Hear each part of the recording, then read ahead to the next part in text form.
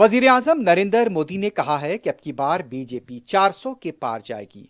धनबाद में अवामी रैली से खिताब करते हुए वजीर-ए-आजम ने कहा, 400 के पार नारा एक ऐसे वक्त लग रहा है जब मोदी की गारंटी पर अवाम भरोसा कर रहे हैं। इससे पहले वजीर-ए-आजम ने कहा था, मुल्क को यूरिया के मामले में आत्मनिर्भर बनाया जाएगा। झारखंड के धनबाद की सुंदरी में रैली से खिताब करते हुए वजीर-ए-आजम ने कहा, गुज़िश्ता 10 साल के दौरान झारखंड के कबायली तबके, गरीबों, नौजवानों और खवातीन की तरक्की के कामों को तरजीह दी गई है। वजीर-ए-आजम ने दावा किया कि 2047 तक हिंदुस्तान दुनिया भर में तेज रफ्तार मईशत बन जाएगा।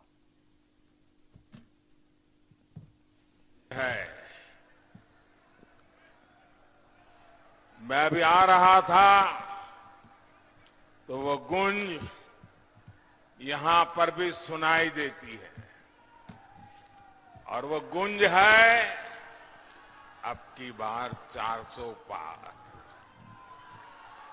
अब की बार, अब की बार, अब की बार। और साथियों, ये 400 पार का नारा ऐसे ही नहीं लग रहा है, ये तभी लग रहा है जब मोदी की गारंटी पर देश भरोसा कर रहा है।